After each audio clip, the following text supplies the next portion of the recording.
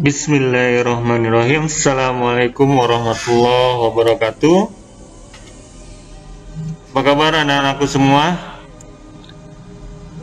Bapak harap semua baik-baik aja ya, diberikan kesehatan oleh Allah Subhanahu wa Ta'ala. Amin, amin ya Rabbal Alamin. Ya, selamat datang anak-anakku siswa kelas 10 ya. Di kelas Muhammadiyah ini, kenakan nama Bapak Imawan Muhammad Amiri Al-Amini, panggilannya Pak Im. Untuk alamat rumah di perumahan Citra Raya Cikupa, Kabupaten Tangerang. Pak Im di sini mengambil mapel Kemuhamadiyahan kelas 10. Untuk pertemuan hari ini, kita akan membahas tentang perguruan Muhammadiyah. Apa sih perguruan Muhammadiyah itu? Ada yang tahu perguruan Muhammadiyah?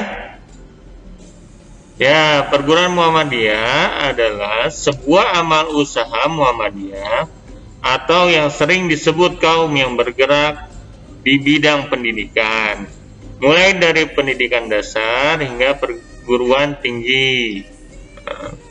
Terus contohnya apa? Contohnya adalah SD, SMP, TK,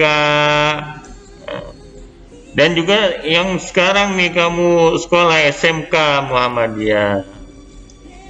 Terus ada lagi, ada MTS, MA,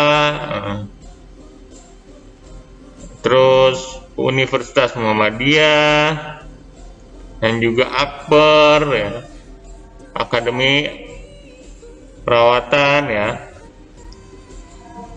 Nah, sekarang kalian,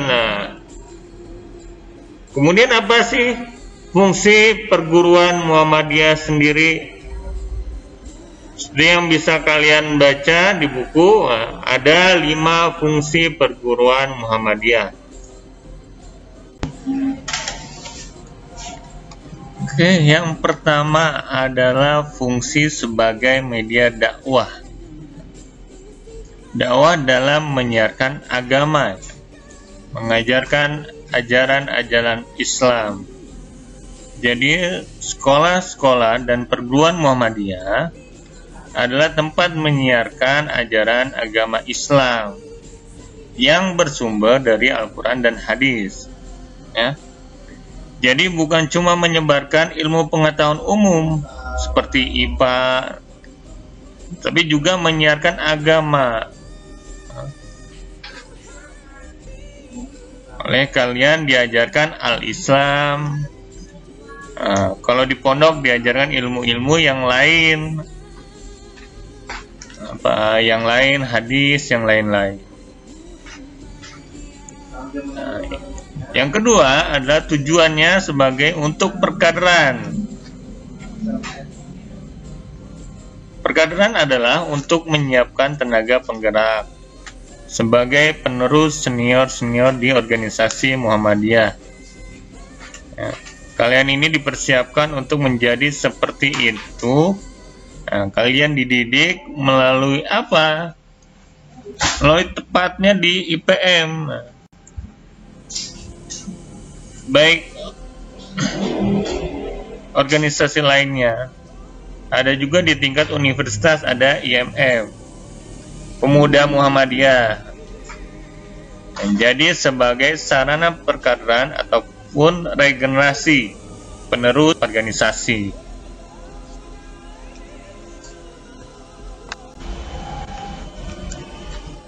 Yang ketiga adalah sebagai tempat mengabdi dan amal-amal soleh. Nah, tapi di sini yang mengabdi ini bukan cuma guru ataupun ustadz, tapi semua yang ada di perguruan Muhammadiyah.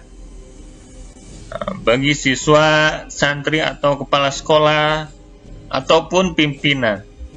Bahkan tukang sapu pun adalah mengabdi kepada agama.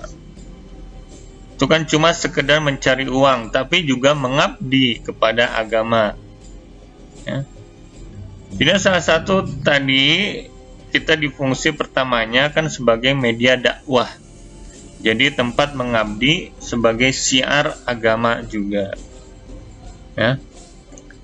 Nah, yang keempat adalah wujud syukur bermasyarakat dan berbangsa. Syukur dari kata syukur itu. Nah, kata syukur itu adalah berterima kasih. Terima kasih itu bentuknya seperti apa? Bisa kita memberi manfaat kepada masyarakat, ya, masyarakat sekitar, pada bangsa dan negara ini. Ini bisa dilakukan juga selain oleh guru, bisa oleh santri, bisa oleh mahasiswa. Contoh kecilnya saja seperti apa?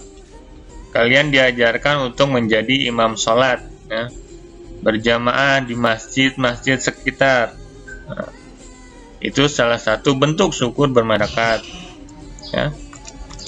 Seperti itu ya. Yang terakhir, bisa dipahami ya sampai di sini, adalah sumbangsih dan dharma bakti organisasi kepada negara. Nah, itu adalah tujuan fungsi perguruan Muhammadiyah. Sumbangsih dalam doa. Apa tujuan didirikannya perguruan Muhammadiyah? Nah, adalah mencerdaskan bangsa, yang juga tujuan ini adalah tujuan bangsa. Nah, jadi ini sesuai amanat Undang-Undang Dasar. Di pembukaan Undang-Undang Dasar yaitu tercantum mencerdaskan kehidupan bangsa. Nah, ini bentuk sumbangsih Muhammadiyah untuk membantu pemerintah mencerdaskan bangsa. Nah, untuk perkembangan perguruan Muhammadiyah sendiri hingga saat ini adalah mendirikan sekolah umum yang agamis. Sekolah umum yang agamis itu ada apa aja? Nah, sekolah umum seperti SD, SMP, SMA, ya, yang diisi dengan nilai-nilai keagamaan. Seperti apa? Islam bagaimana? Nah, apa aja sesuai dengan ajaran-ajaran Islam. Diajari dengan sunnah, diajari tentang Al-Quran, seperti itu. Kemudian mendirikan Madin yang juga mempelajari iptek. Selama zaman dulu, Madin itu cuma belajar tentang agama, fikih, ya. Jadi Madin seperti madrasah-madrasah MI Ibtidaiyah atau MTS MAN dulu, ini mempelajari ilmu agama saja. Nah, semakin ke sini, Madin ini juga mempelajari iptek, yang juga menyisipkan ilmu pengetahuan. Yang ketiga, mendirikan perguruan tinggi atau utama di sini untuk memajukan pengetahuan iptek. Jadi dari perguruan tinggi ini nantinya hasil penelitian muncul segala sesuatu yang berhubungan dengan pengetahuan umum dan teknologi. Dan juga tetap mengedepankan agama, ya. Nah, yang keempat adalah mendirikan pondok pesantren yang modern. Jadi pesantren dulunya namanya pesantren Salafiyah. Kemudian yang ketiga itu adalah pesantren yang cuma isinya ilmu agama Muhammadiyah. Jadi hanya mengajarkan nilai agama adalah kurikulum al-Islam. Nah, di pesantren modern itu jadi peserta didik mengajarkan ilmu pengetahuan, mengajarkan mau mengamalkan seperti Islam yang Muhammadiyah. Di sini entrepreneur, jadi seimbang seperti kesimpulan ada juga kita mengajarkan ilmu-ilmu lain tetap seimbang antara dunia dan akhirat. Dan lain-lain juga tetap berolahraga. Yang kedua adalah sekolah negeri. Ini jadi seimbang, ya. Dari maksudnya berpola sekolah negeri ini apa? Perguruan Muhammadiyah, bahwa perguruan Muhammadiyah sendiri ini menyeimbangkan dengan sistem pendidikan dan nasional agama. Sesuai dengan jadi standar yang ditentukan oleh negara agama, Indonesia. Tidak melulu soal iptek, dan diakui juga oleh negara penting dalam kehidupan. Jadi ilmu agama ini untuk materi ini dan untuk tugas hidup ini adalah membuat ringkasan materi tadi. Itu juga penting. Jadi